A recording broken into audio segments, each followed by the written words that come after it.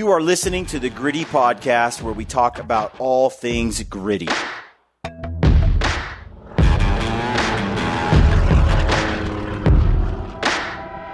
Welcome to the Gritty Podcast. I'm Brian Call. I've got Brad Hunt here with me today. I want to talk about this chapter in the book Can't Hurt Me by David Goggin.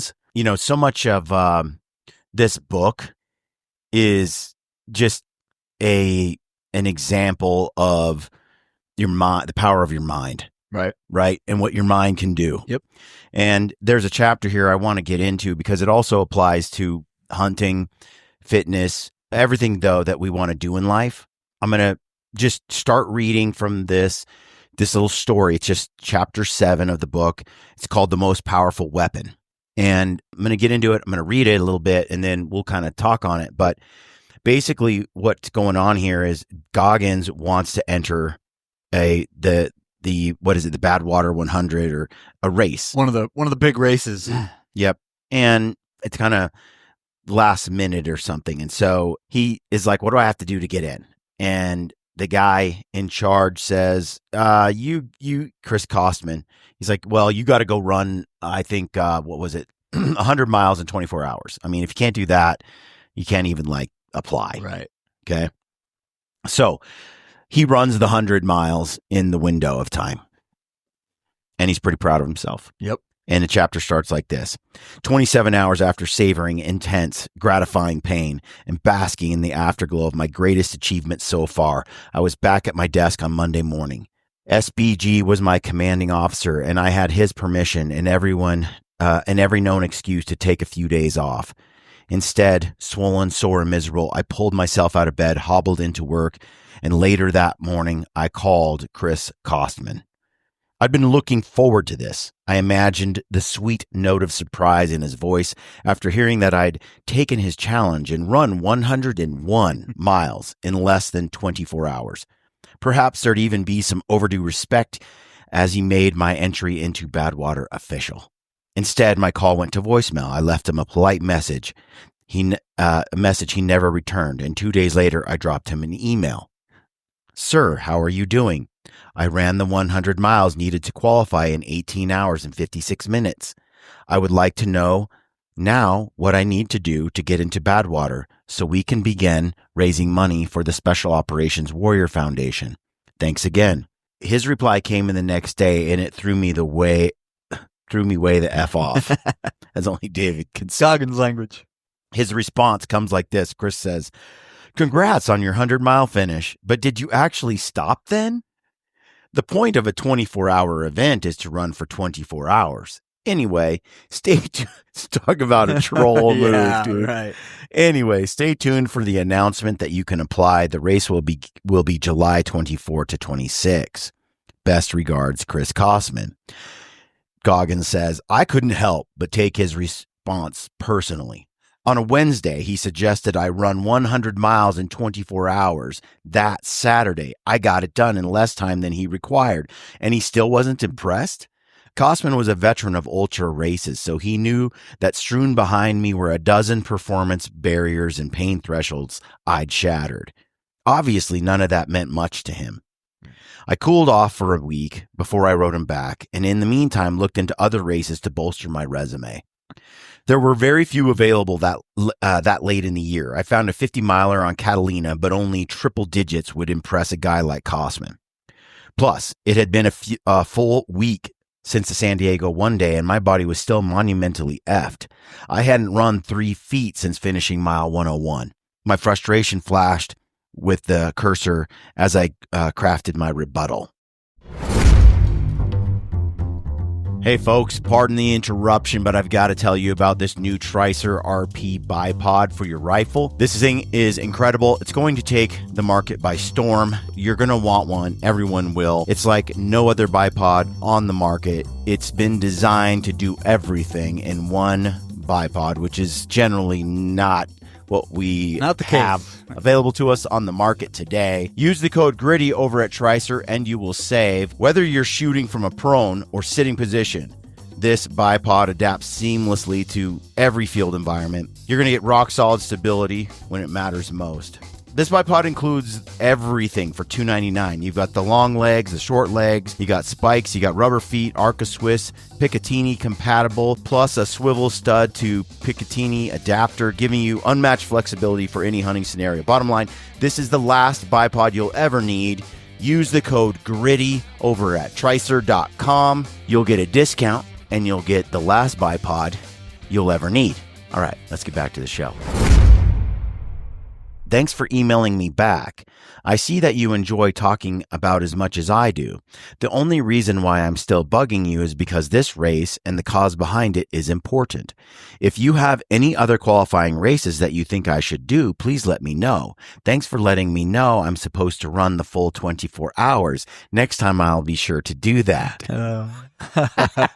I love this, like alpha males snarky back and forth. It said, he says it took him another full week to respond, and he didn't offer a hell of a lot of hope, but at least he salted it with sarcasm. Hi, David. If you can do some more ultras between now and January 3rd to the 24th, the application period, great. If not, submit the best possible application during the January 3rd to 24 window and cross your fingers. Thanks for your enthusiasm. At this point, I was starting to like Chris Cosman a lot better than my chances of getting into Badwater. What I didn't know, because he never mentioned it, is that Cosman was one of 5 people in the Badwater Emissions Committee, which reviews upwards of 1,000 applications a year. Wow. Each judge scores every application, and based on their cumulative scores, the top 90 applicants get in on merit, 90 out of 1,000. From the sounds of it, my resume was thin and wouldn't crack the top 90. On the other hand, Cosman held 10 wildcards in his back pocket. He could have already guaranteed me a spot, but for some reason he kept pushing me. Once again, I'd have to prove myself beyond a minimum standard to get a shake. To become a SEAL, I had to deal with 3 hell weeks, and now if I really wanted to run Badwater and raise money for the families I need, I was going to have to find a way to make my application bulletproof. So basically, he gets a link, found another ultra race scheduled before the Badwater, and it was called the Hurt 100. And he's like, the name didn't lie. One of the toughest 100-mile trail races in the world. It was set in a triple canopy rainforest on the island of Oahu. To cross the finish line, I'd have to run up and down 24,500 vertical feet. That's some Himalayan. I stared at the race profile. It was all sharp spikes and deep dives. It looked like an arrhythmic EKG. I couldn't do it. I couldn't do this race cold. There's no way I could finish it without at least some training. He said by early December, I was still in so much agony that walking up the stairs to my apartment was pure torture. The following weekend, I zoomed up Interstate 15 to Vegas for the Las Vegas Marathon. It wasn't spur of the moment. Months before I'd ever heard of the words San Diego one day, Kate, my mom, and I had circled December 5th on our calendars. It was 2005, the first year that Las Vegas Marathon started on the Strip. It was a beautiful morning. Music was pumping. There were thousands of smiling faces in the streets. Running conditions don't get much better, and Kate was ready to go. Her goal was to break 5 hours, and for once, I was satisfied being a cheerleader. My mom had always planned on walking it, and I figured I'd stroll with her for as long as I could, then hail a cab to the finish line and cheer my ladies to the tape. The 3 of us towed up with the masses at the clock struck 7 a.m., and someone got on the mic to begin the official countdown, 10, 9, 8. When he hit 1, the horn sounded. He said, perhaps I underestimated my competitive spirit. Maybe it was because I knew Navy SEALs were supposed to be the hardest mother effers in the world. We were supposed to run on broken legs and fractured feet, or so went the legend I'd bought into long ago. Whatever it was, something triggered, and the last thing I remember seeing as the horn echoed down the street was the shock on Kate and his mom's face as he charged down the boulevard out of sight. So he's just like playing, like he's just gonna. But once that, right, he's like, I gotta try this. I gotta do it. The pain was serious for the first quarter mile, but after that, adrenaline took over. I hit the first mile marker at 7:10 and kept running like the asphalt was melting behind me. 10 kilometers into the race, my time was around 43 minutes. that's solid, but I wasn't focused on the clock because considering how I'd felt the day before, I was still in total disbelief that I could actually run 6.2 miles. My body was broken. How was this happening? Most people in my condition would have both feet in soft casts, and here I was running a marathon. I got to mile 13, the halfway point, and saw the official clock. It read 1:35:55. I did the math and realized that I was in the hunt to qualify for the Boston Marathon, but was right on the cusp. He had to finish at 3:10 to qualify in his age group. I laughed in disbelief, slammed a paper cup of Gatorade. In less than 2 hours, the game had flipped, and I might never get a chance at this again. I'd seen so much death by then in my personal life and on the battlefield that I knew tomorrow was not guaranteed. Before me was an opportunity, and if you give me an opportunity, I will break the mother effer off. It wasn't easy. I'd surfed an adrenaline wave for the first 13 miles, but I felt every inch of the second half, and at mile 18, I hit a wall. That's a common theme in marathon running, because mile 18 is usually when a runner's glycogen levels run low, and I was bonking, my lungs heaving, my legs felt like I was running in deep Saharan sand. I needed to stop and take a break, but I refused, and 2 hard miles later, I felt rejuvenated. I reached the next clock at mile 22. I was still in the hunt for Boston, though I'd fallen 30 seconds off the pace, and to qualify the final 4 miles would have to be my very best. I dug deep, kicked my thighs up high, and lengthened my stride. I was a man possessed as I turned the final corner and charged toward the finish line at the Mandalay Bay. I ran the last 2 miles at a sub 7-minute pace, finished the race in just over 3:08. Whew, barely made it. And he qualified for Boston. He says somewhere on the streets of Las Vegas, his wife and his mom would finish that race as well. And as he waited for them, I contemplated another simple question I couldn't get rid of. I couldn't shake. It was a new one and wasn't fear-based, pain-spiked, or self-limiting. This one was just a question that was open. What am I capable of? SEAL training had pushed me to the brink several times, but whenever it beat me down, I popped up to take another pounding. That experience made me hard, but it also left me wanting more of the same. And day to day, Navy SEAL life just wasn't like that. So then came the San Diego one day, and now this. I'd finished a marathon at an elite pace for a weekend warrior when I had no business even walking. Both were incredible physical feats that didn't seem possible, but they'd happen. What am I capable of? I couldn't answer that question, but as I looked around the finish line that day, I considered what I'd accomplished. It became clear that we are leaving a lot of money on the table without realizing it. We habitually settle for less than our best at work, in school, in our relationships, and on the playing field or race course. We settle as individuals, and we teach our children to settle for less than their best. And all of that ripples out, merges, and multiplies within our communities and society as a whole.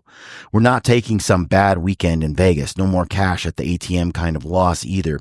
In that moment, the cost of missing out on so much excellence in this externally effed up world felt incalculable to me, and it still does. I haven't stopped thinking about it since.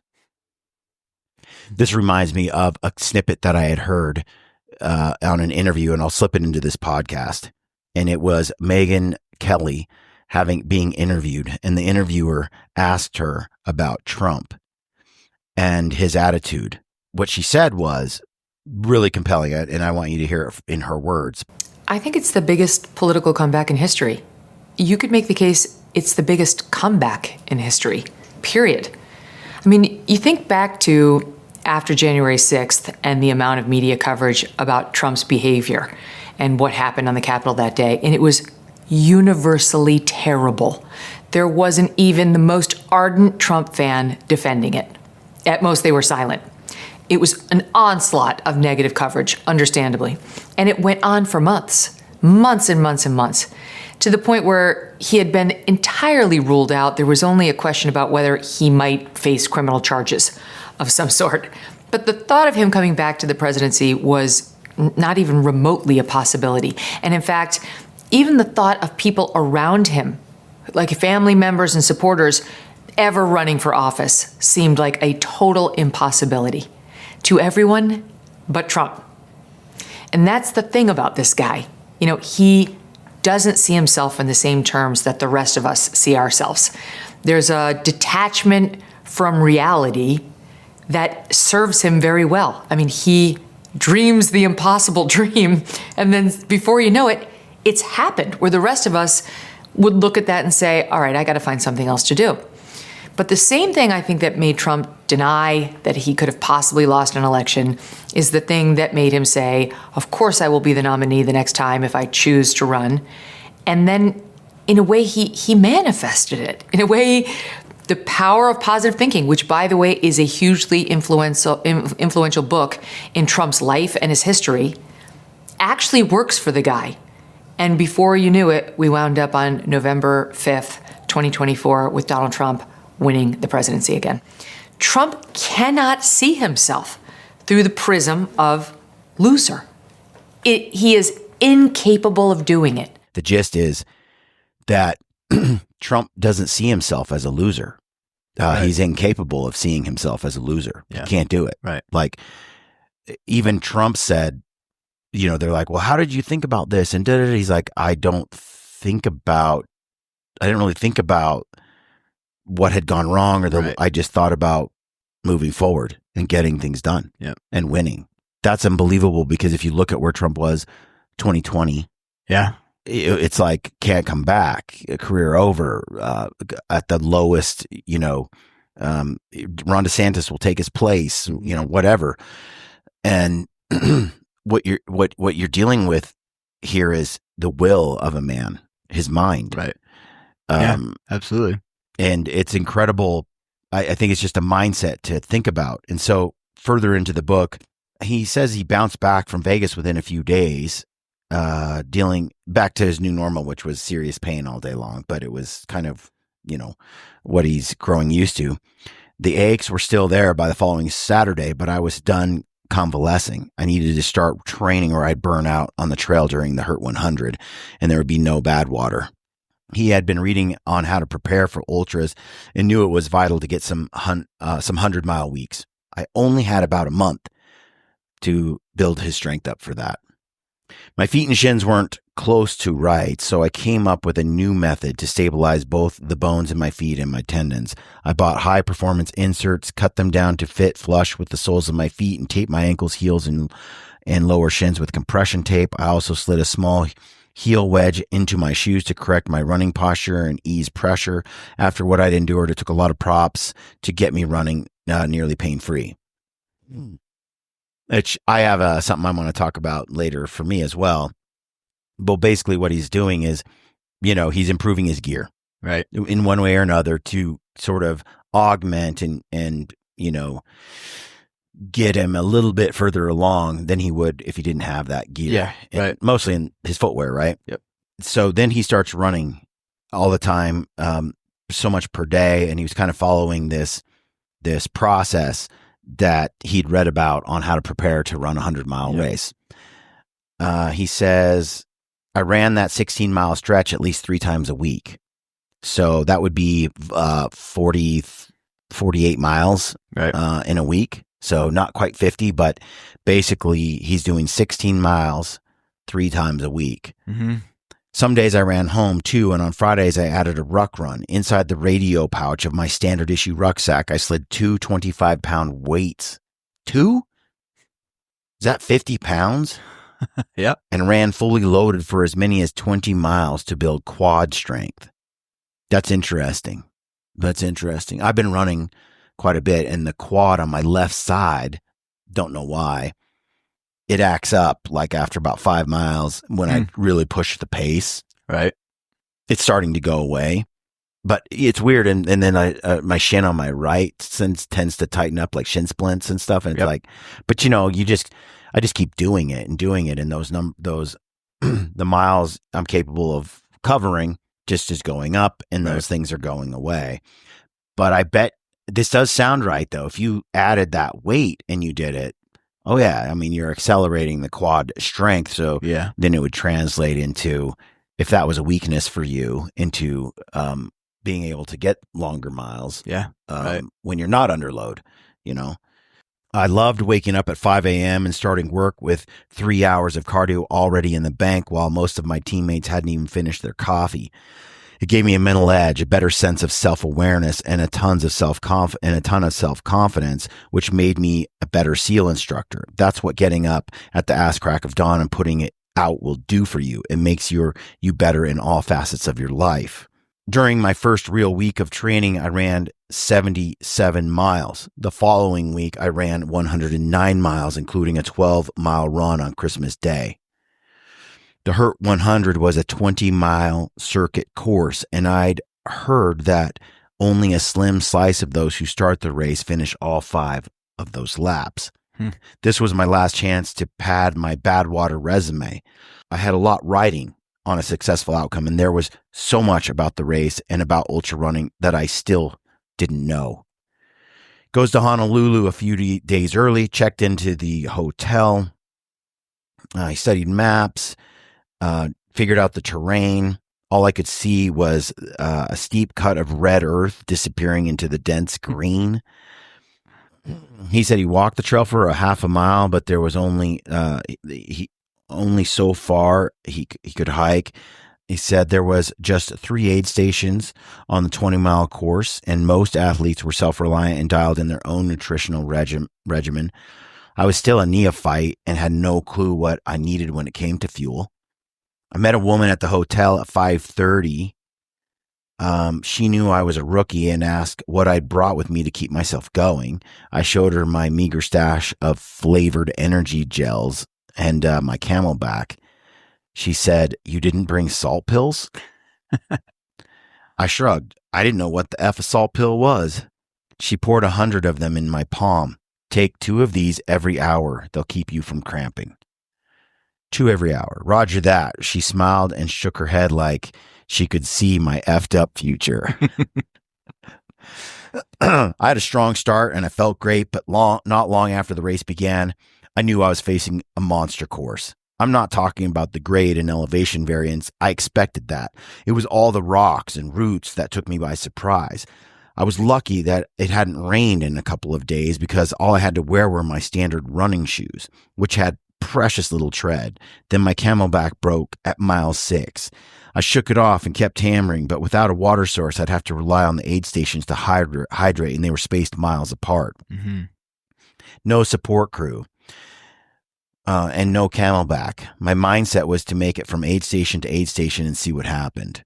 Before the race started, I heard people talking about Carl Meltzer. I'd seen him stretching out and warming up. His nickname was the Speed Goat, and he was trying to become the first person ever to complete the race in less than 24 hours. For the rest of us, there was a 36-hour time limit. Wow. My first lap took 4.5 hours, and I felt okay afterwards, which was to be expected considering all the long days I'd done in preparation. But I was also concerned because each lap demanded an ascent and descent of around 5,000 vertical feet. And the amount of focus it took to pay attention to every step, so he didn't, like, because it's all rocky and all of that. Like, blow a knee. Mm-hmm. He said, he was afraid his wobbly ankle or, something would just end the whole race. So yeah, the whole time, things are jello and falling apart and the wheels are falling off. You got to keep trying to hold everything tight together. Mm-hmm. But he didn't know what he was doing. So he's not replenishing, getting the right kind of food, water. This is all a trial by fire. Right. Between laps, he guzzled water, and with my belly sloshing, started my second loop with a slow jog up that 1 mile long, 800-foot climb into the mountains, basically straight uphill. That's when it started to rain, and that red earth trail became like a mudslide. He said the feral funk of fertility invaded my nostrils, and all I could think of was the fact that I had to run 4 more effing laps. At mile 30, my body reported some positive news, or maybe it was just the physical manifestation of a backhanded compliment that the tendon pain in my ankle had vanished because my feet had swollen enough to stabilize those tendons. It says, Katie was waiting for me by the time I completed my second lap, and after spending a relaxing morning on Waikiki Beach, she watched in horror as I materialized from the mist like a zombie in The Walking Dead. Have you ever had a very public F-up or were in the midst of a crappy day, week, month, year, yet people around you felt obliged to comment on the source of your humiliation. Maybe they reminded you of all the ways you could have ensured a very different outcome. Now imagine consuming that negativity, but having to run 60 more miles in the sweaty jungle rain on top of it. Does that sound like fun? Yeah, I was the talk of the race. Well, me and Carl Meltzer. Nobody could believe he was gunning for a sub 24-hour experience, and it was equally baffling that I showed up to one of the most treacherous trails on the planet, undersupplied and underprepared, with no trail races under my belt. By the time I began my third loop, there were only 40 athletes out of nearly 100 left in the race, and I started running with a guy named Luis Escobar for the 10th time. I heard the following words. So it's your first trail race, he asked.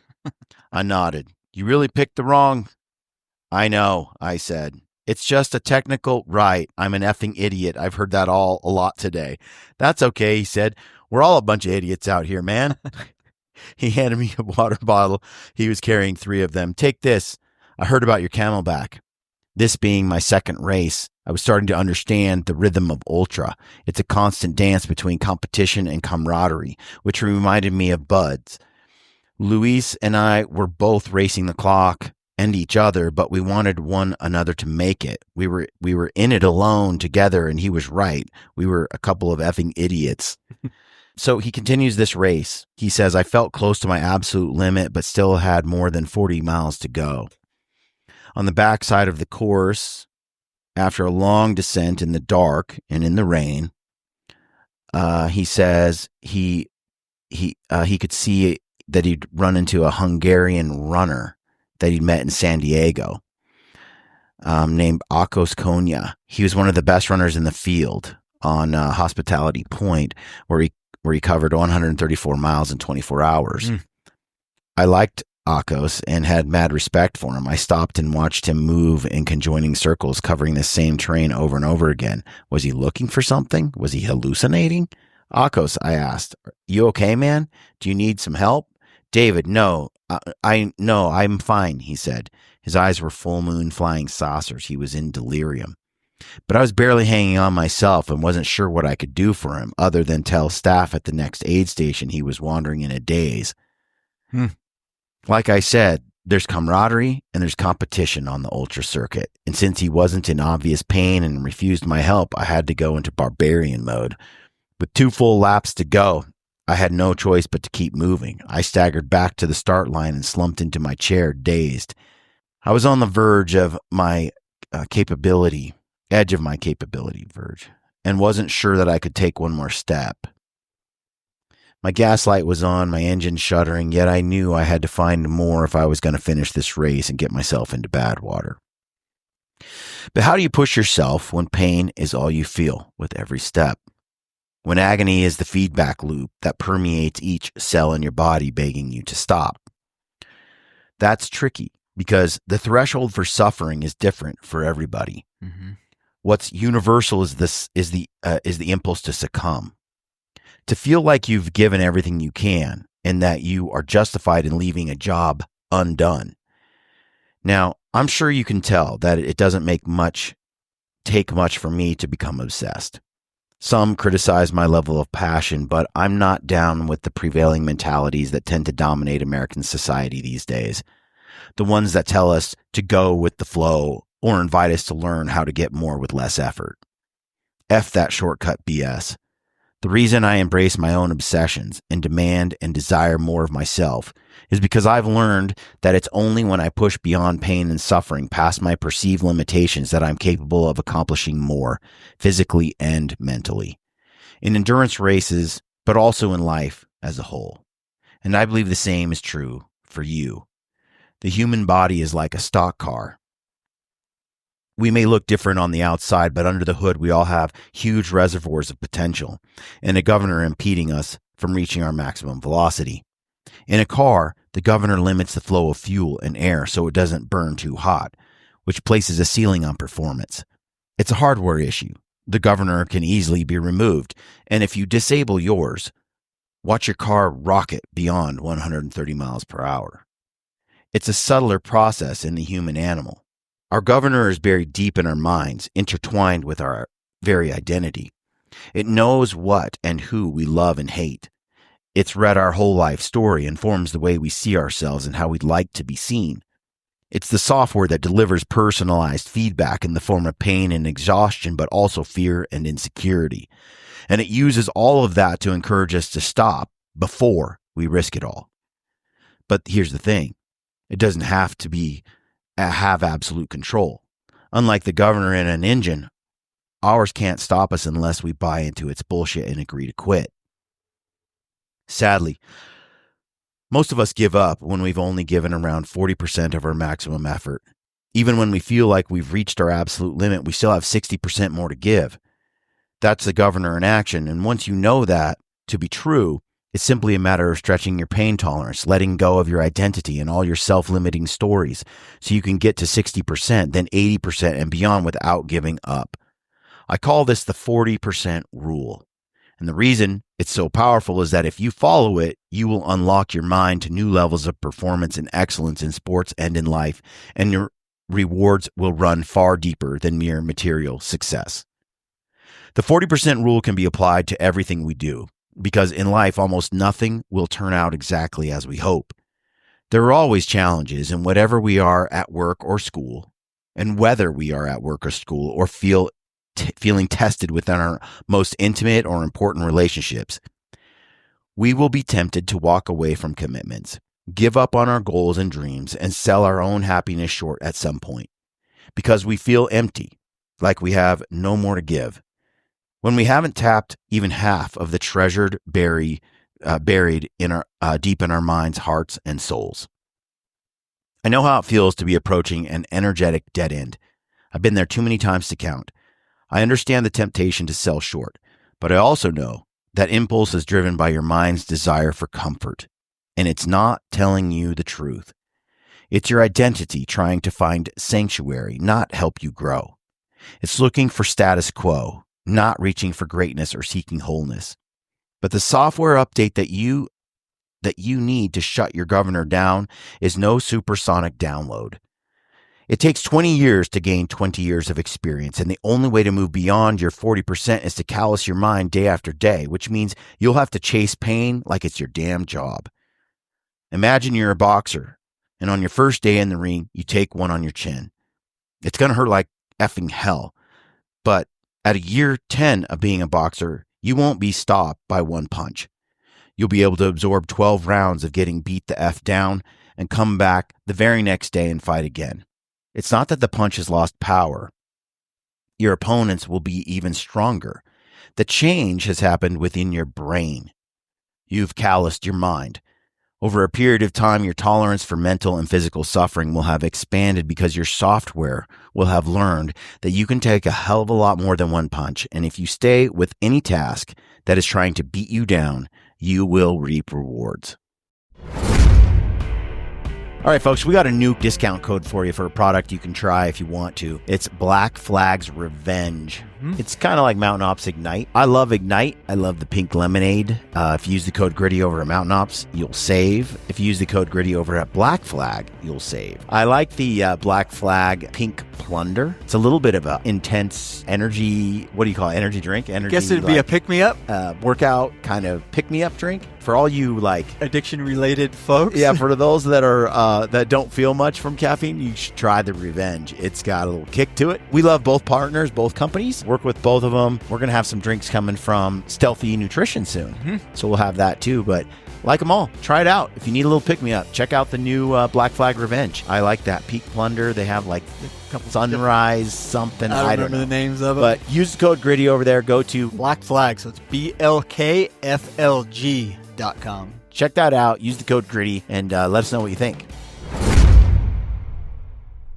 Not a fighter? Say you like to run but have a broken pinky toe? I'll bet if you continue running on it, pretty soon you'll be able to run on broken legs. Sounds impossible, right? I know it's true because I've run on broken legs, and that knowledge helped me endure all manner of agonies on the ultra circuit, which has revealed a clear spring of self-confidence that I drink from whenever my tank is dry. Nobody taps that 60% right away or all at once. It's not like you can go, okay, I'm going to flip the switch and now I'm going to do I'm going to tap into the 60. Right. The first step is to remember that your initial blast of pain and fatigue is your governor talking. It's your inner bitch. Once you do that, you are in control of the dialogue in your mind, and you can remind yourself that you are not as drained as you think, that your mind is lying to you, that you haven't given it your all, not even close. Buying into that will keep you in the fight, and that's worth an extra 5%. Of course, that's easier read than done. It wasn't easy to begin the fourth lap of the Hurt 100 because I knew how much it would hurt. And when you are feeling dead and buried, dehydrated, wrung out, and torn the F up at 40%, finding the extra 60% feels impossible. I didn't want my suffering to continue. Nobody does. That's why the line, "fatigue makes cowards of us all," is true as hell. Mind you, I didn't know anything about the 40% rule that day. The Hurt 100 is when I first started to contemplate it. But I had hit the wall many times before, and I had learned to stay present and open-minded enough to recalibrate goals even at my lowest. I knew that staying in the fight is always the hardest and most rewarding first step.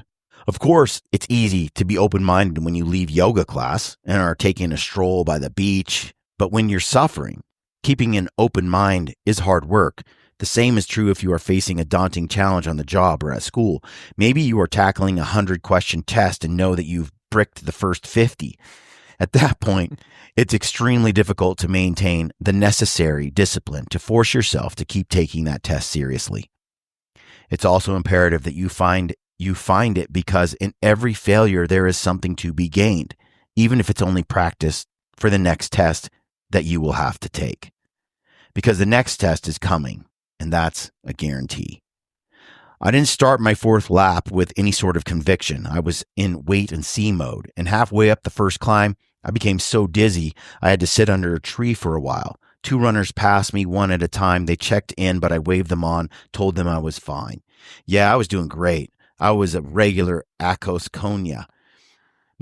From my vantage point, I could see the crest of the hill above and encouraged myself to walk at least that far. If I still wanted to quit after that, I told myself that I would be willing to sign off, and there is no shame in not finishing the Hurt 100. I said that to myself again and again because that's how our governor works. But once I got to the top of the climb, the higher ground gave me a new perspective, and I saw another place off in the distance and decided to cover that small stretch of mud, rock, and route 2, before quitting for good. That sounds familiar.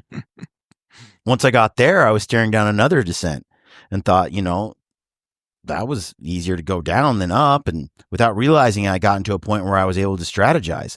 On the first climb, I was so dizzy and weak, I was swept into a moment of F, which clogged my brain. There was no room for strategy. I just wanted to quit. But by moving a little bit further, I'd reset my brain. I'd calmed down and realized I could chunk the race down to size, and staying in the game like that gave me hope, and hope is addictive. I chunked the race out that way, collecting 5% chips, unlocking more energy, then burning it up. As time bled into the wee hours, I became so tired I damn near fell asleep on my feet, and that's dangerous on a trail with so many switchbacks and cliffs. Any runner could have easily sleepwalked into oblivion. The one thing that kept me awake was the piss-poor trail condition. I fell on my ass dozens of times. My street shoes were out of their element. I felt like I was running on ice. By running a little while, then walking a stretch, I was able to forge ahead to mile 77, the toughest descent of them all, which is when I saw Karl Meltzker, the speed goat, crest the hill behind me. He wore a lamp on his head and another on his wrist, and a hip pack with 2 big water bottles. Silhouetted in pink dawn light, he charged down slope, navigating a section that had me stumbling and groping for tree branches to stay upright. He was about to lap me, 3 miles from the finish line, on pace for a course record, 22 hours and 16 minutes. But what I remember most is how graceful he looked, running in at incredible 6:30 per mile pace. Jeez. He was levitating over the mud, riding a whole different zen. His feet barely touched the ground, and it was a beautiful effing sight. The speed goat was the living, breathing answer to the questions that colonized my mind after the Las Vegas Marathon. What am I capable of? Watching that bad man glide across the most challenging terrain made me realize that there is a whole other level of athlete out there in the world, and that some of that was inside me too. In fact, it's in all of us. I'm not saying that genetics don't play a role in athletic performance or that everyone has an undiscovered ability to run a 4-minute mile, dunk like LeBron James, shoot like Steph Curry, or run the Hurt 100 in 22 hours. We don't all have the same floor or ceiling. But we each have a lot more in us than we know. And when it comes to endurance sports like ultra running, everyone can achieve feats they thought were impossible. In order to do that, we must change our minds, be willing to scrap our identity, and make the extra effort to always find more in order to become more. We must remove our governor. What do you think he's saying when he says, he keeps saying, you got to scrap your identity? Mm-hmm.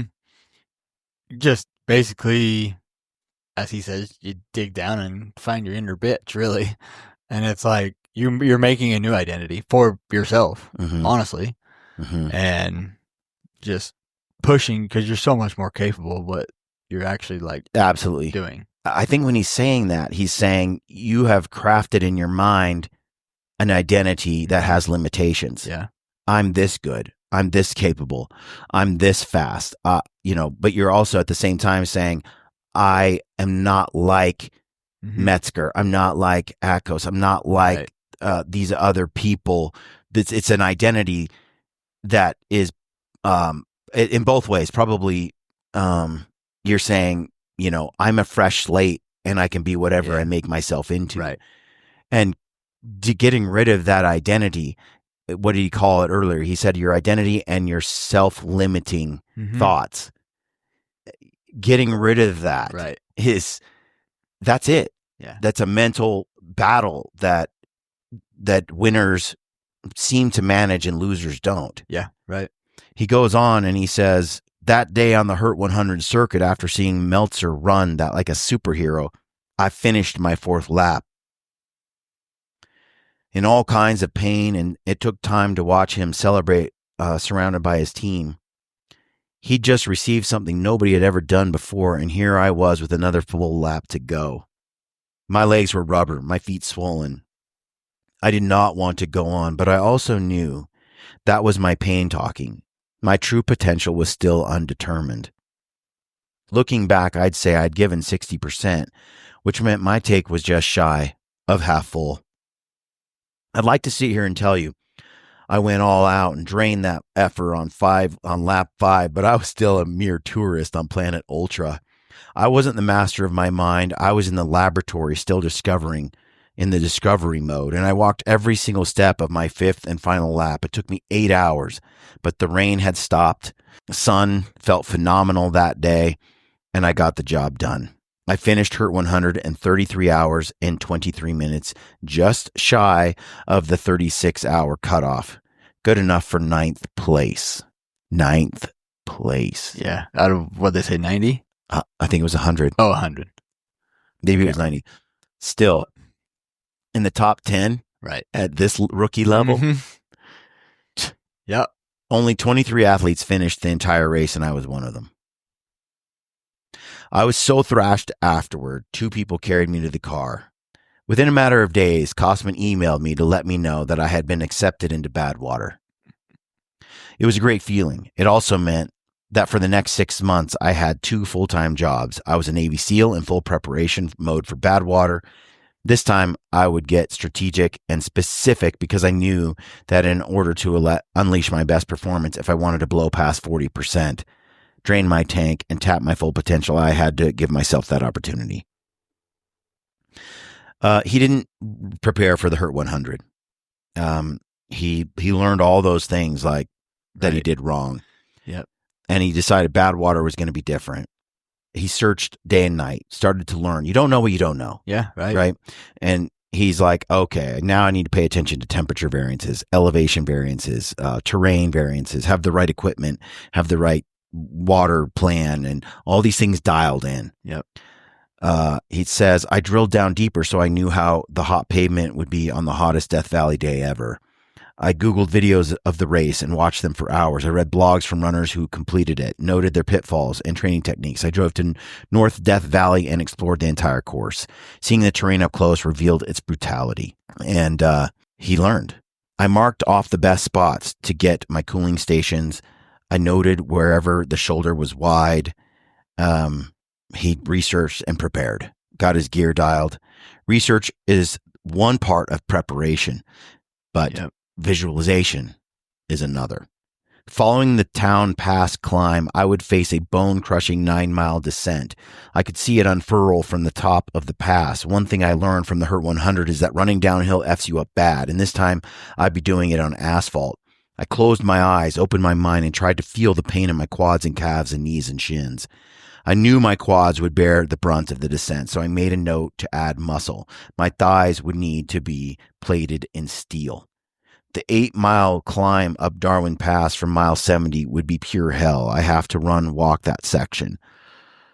So he's visualizing it. And, you know, in life and in hunting, I think that's what winners are doing. Right. They're visualizing their success. They're visualizing what might, on a 12-day hunt, and it's the last day of the season, every day I'm visualizing any minute this could happen. Yep. Any minute it might, some crazy crap might just unfold and you get. And after that happens and you're about 8 miles in, another mile to go, you're visualizing the truck. Yeah. You know? And success. Oh. You know, his tendons were a wreck. He needed physical therapy. He hurt so bad. He really couldn't run for months. And so, you know, part of this is he did the thing, but now he has to recover, but also train. Yeah. There's one reason I invented the cookie jar, he says. We must create a system that constantly reminds us who the F we are when we are at our best, because life is not going to pick us up when we fall. There will be forks in the road, knives in your effing back, mountains to climb, and we are only capable of living up to the image we create for ourselves. Prepare yourself. We know life can be hard. He did the following Goggins laws of nature. Okay. You're going to be made fun of. You're going to feel insecure. You may not be the best all the time. You may be the only black, white, Asian, Latino, female, gay, lesbian, blah, blah, blah. Put your identity in here. It doesn't matter in a given situation. And finally, there will be times when you feel alone. Get over it. Right. I do think so often people don't dare greatly because they're going to be made fun of. They don't dare greatly because they're afraid. And that insecurity prevents them from really experiencing many things, but especially glory. Yep. It says, our minds are effing strong. They are our most powerful weapon, but we have stopped using them. We have access to so many more resources today than ever before, and yet we are so much less capable than those who came before us.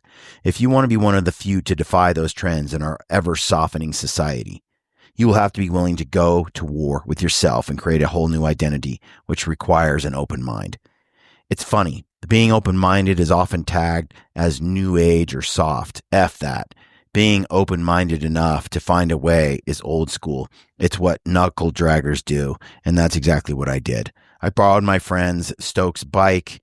Instead of running to work, I rode. Couldn't run, so he just kept moving. And that's just critical. I'm not gonna read the whole thing. The rest of this chapter, you can read it. The book is Can't Hurt Me, David Goggins.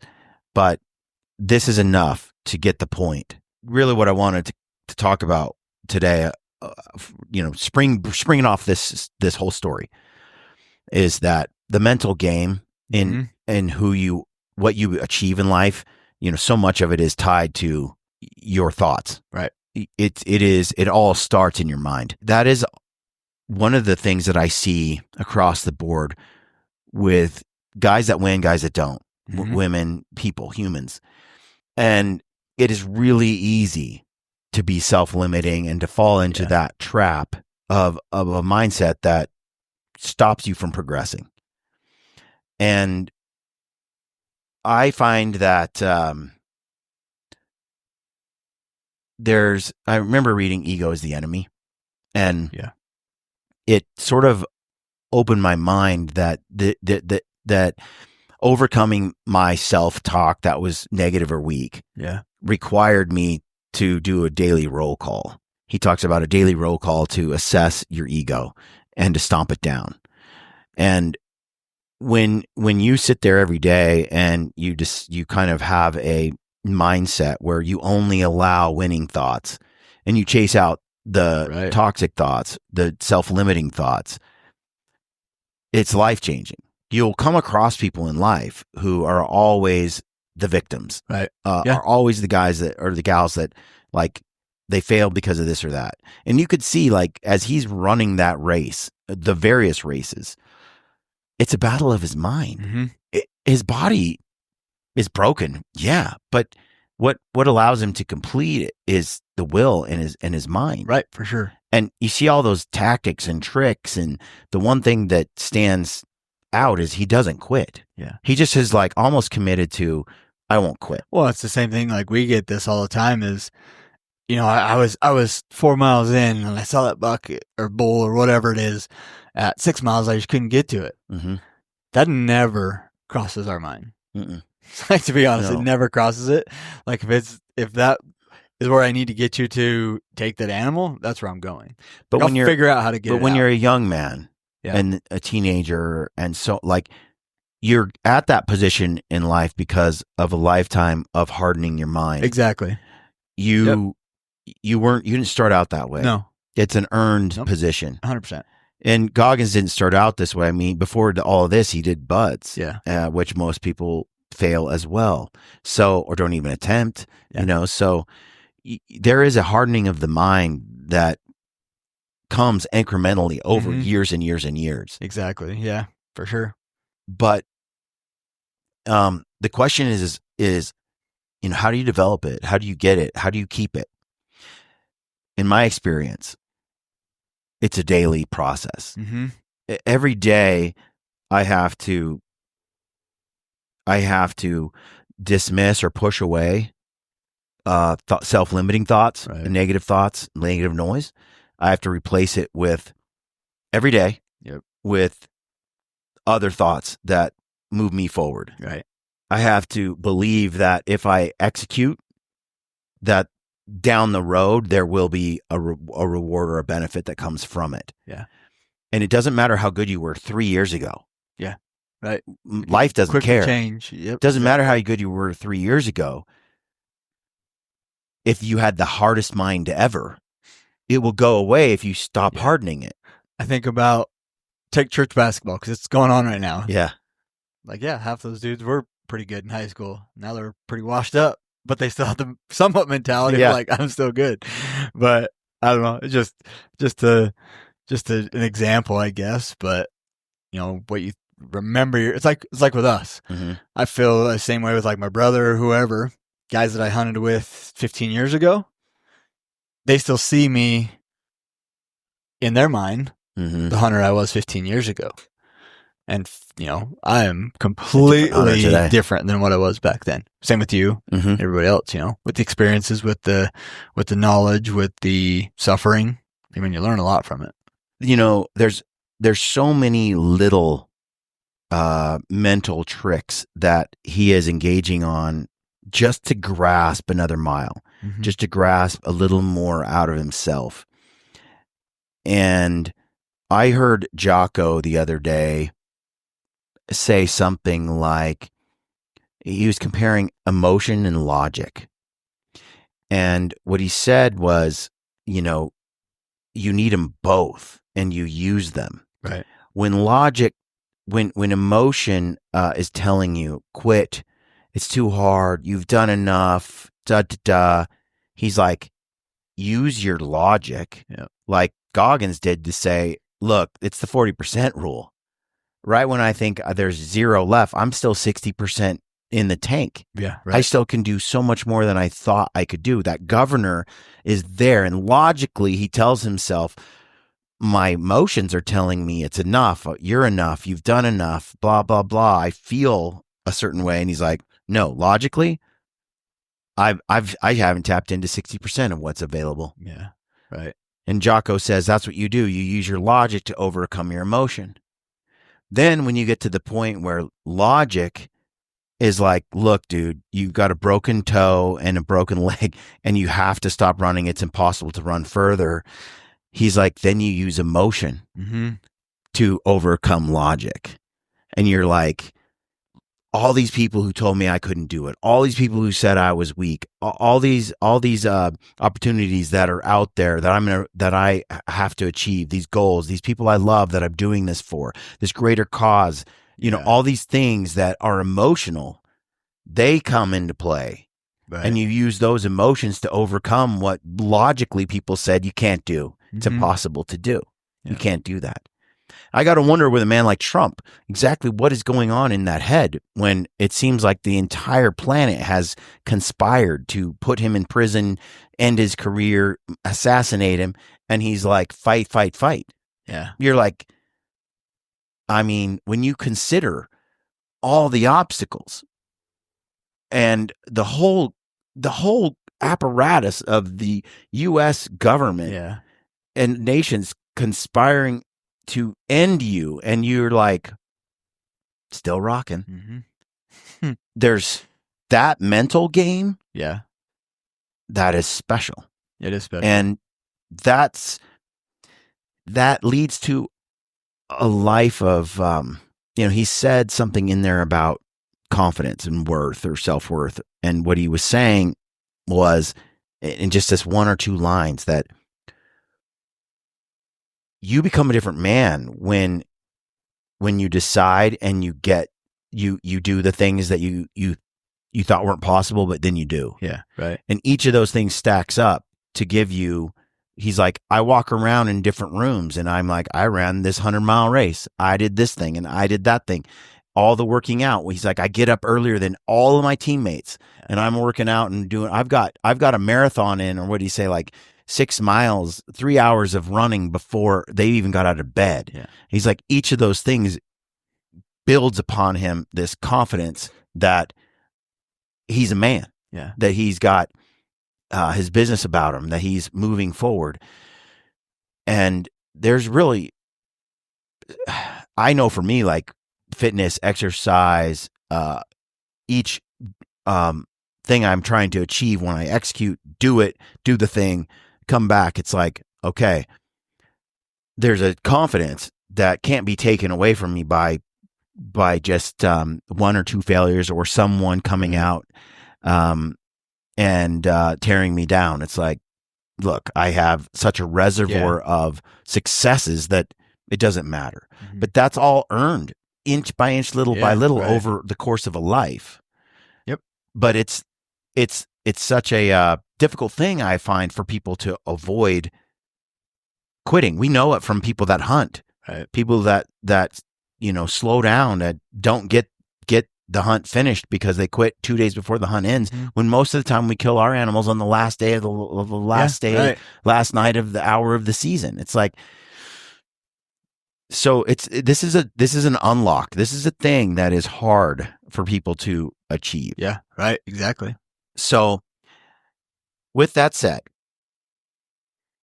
this last part, and we'll wrap this up. Goggins has what he has, challenge number 7. In each of these sections throughout the book, he has these various challenges. Yep. This is what he says for challenge 7, which puts a bow on the end of this conversation. He says, the main objective here is to slowly start to remove the governor from your brain. First, a quick reminder of how this process works. In 1999, I weighed almost 300 pounds. My first run was a quarter mile. Fast forward to 2007, I ran 205 miles in 39 hours nonstop.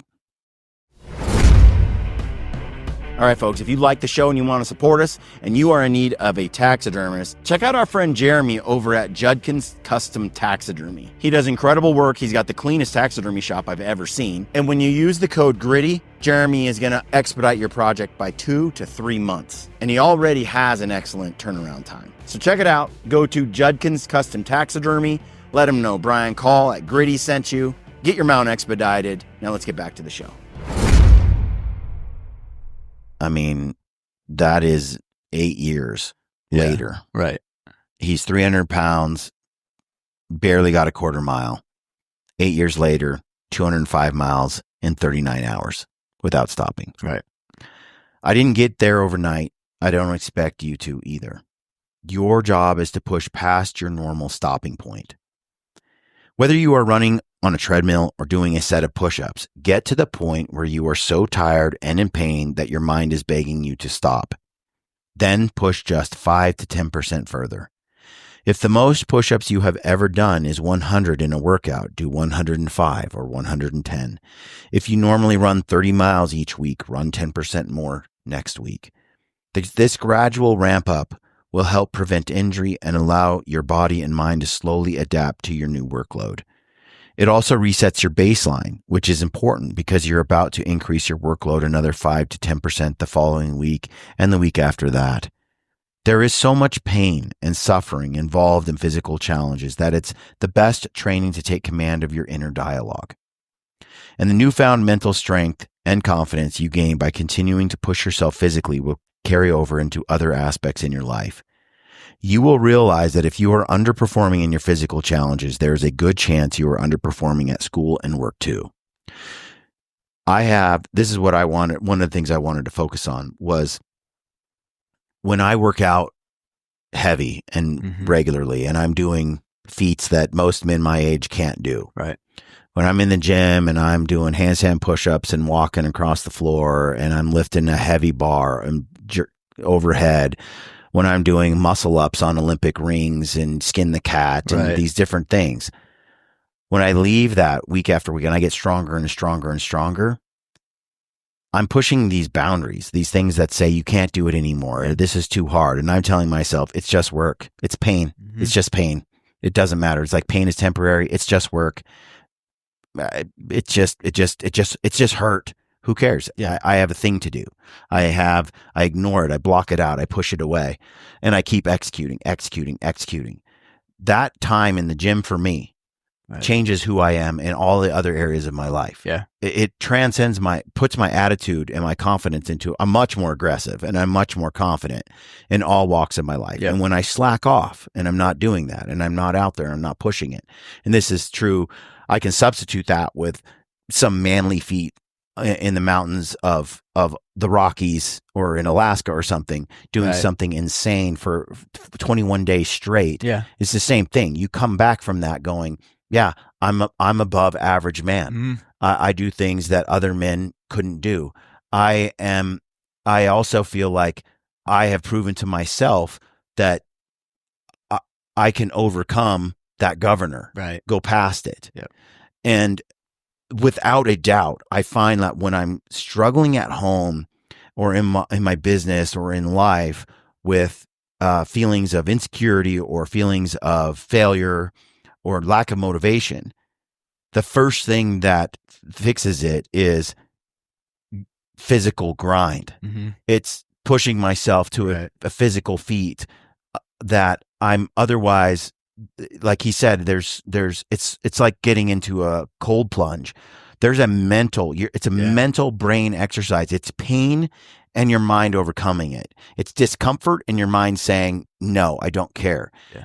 And that exercise is almost like you got to do it almost every week. Yeah. And if you don't do it, you mentally become softer.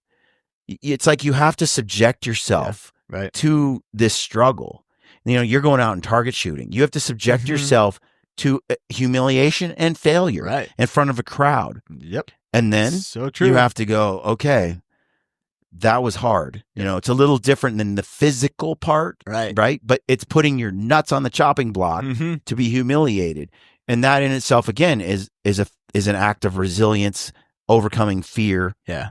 And a confidence building, because sometimes I have found, unfortunately, that I had to fail over and over and choke in front of people and be humiliated to finally stop choking in front of people and stop being humiliated. Yep. And the only way I was ever going to get to that advanced phase was to go through the pain of the humiliation over and over. Well, it's just like the analogy of a bow, you know, an arrow. That arrow has to be pulled back before it's actually launched forward to its resting place.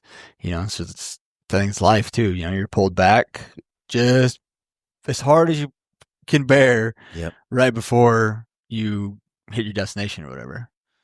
Absolutely. And so I think, a lot of times people just need to, like he's saying, you just start out inch by inch, little by little. You set up like little bit, and I want to talk about this in the next podcast episode.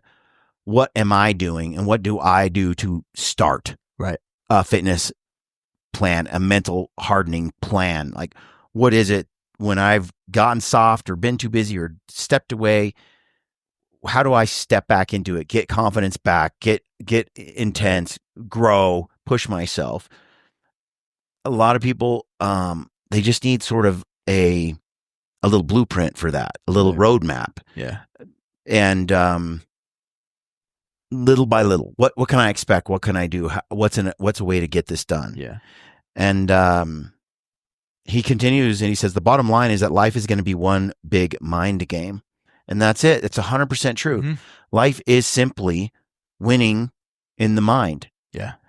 And man, another story we need to cover on this podcast and talk about is Cain and Abel and Jordan Peterson's breakdown of it, because that again is like this ancient story, but it says so much in like 4 paragraphs or where it's the summary of 2 modes of being for a human being. Yep. One path and another. There's 2 ways you can live this life. Mm-hmm. One is like Goggins is talking about, the Abel direction. Right. And the other is victim, blame shifting, and failure, and no accountability, and all those things that lead to weakness and losing. Right. It says, so the bottom line is life is one big mind game. The only person you are playing against is you. Right.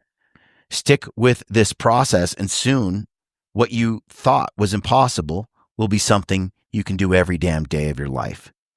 I want to hear your story. Post on social, #don't get comfortable.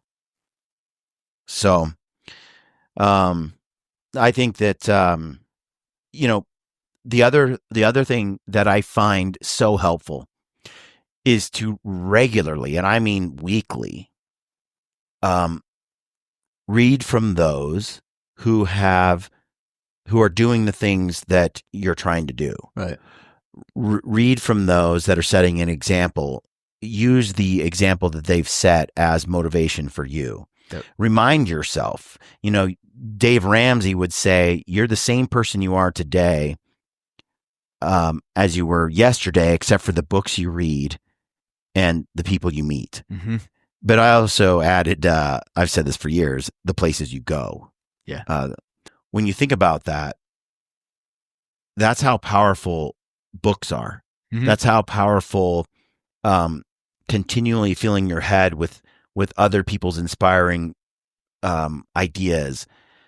It's motivation forming. Right. And after 2 decades or 4 decades or 5 decades of a man doing that, reading the Bible and stories there that push and help you grow, reading books like this one with Goggins or Cam Haines, Endure, Obsession. Like, you read these things, Jocko, Extreme Ownership. These are like paradigm shifts, right? In my mind. C.S. Lewis, Man's Search for Meaning, Viktor Frankl, Mere Christianity. These are books that form the foundation of some of my most powerful transitions in life, where I went from one way of thinking to another that opened up my mind and put me on a winning track. Right. And those are things that if you engage in and absorb on the daily, all the time, 2 decades, 3 decades, 5 decades later, you're the person writing this book. Yeah. You're the David Goggins writing your version of winning, and or sharing your pearls about life and inspiring others. And it is a continual daily exercise, and you can't let it slip. You have to fight. I always say, I'm 50 now, that growing old getting older and aging well Mm-hmm. is it's a damn hard thing to do. Right. And most don't. No. Right. Most have quit at age 30, 35. Oh, Most wash before. up before that. Yep. Like, I want to be better tomorrow than I was today. Yeah. Every day I get older, I want to be better than I was before. Right. And the older I get, the more it hurts to do it Mm-hmm. on the physical side. Yeah. The Right. more I have to have mental toughness, because what used to be easier 15 years ago and is a little harder now. The recovery time, the strategy, the evolution of continuing to push, but then also get the most out of what I have. And then in terms of business and in terms of creativity and filmmaking and podcasting, all these things, they are passions of mine. Right. But to get better, to do them better than before, you have to fight. Mm-hmm. It is a fight. It's a fight. And you have to look at life as a fight every day. There is no time to rest. Yep. Every day is, and there's people who just don't think that way. I do. I look at it as, no, there's no time to quit. There's just fighting and fighting and every day fighting some more. And that is what life is. Mm-hmm. It's just a fight. And he talks about life is just one big mind game. Yeah. Right. And that's the fight right there. And I do think that on the mind front, it gets easier year after year, decade after decade, as you reinforce behaviors and exercises and habits that push you in a direction that gives you confidence and fulfillment. Right. And part of that for me, and I've said this before too, is amidst all of this is a deep sense of gratitude. So as much as I hunger for achievement, I also like marinate in contentment. Yeah. Yeah. And those two things are typically opposing things in some way. Right. But I can hunger for something greater and also be extremely grateful for all the cool stuff and great things I have in this moment. And if I were to die today, say to myself, well, what a damn good ride it's been. Right. And be okay with it. Yep.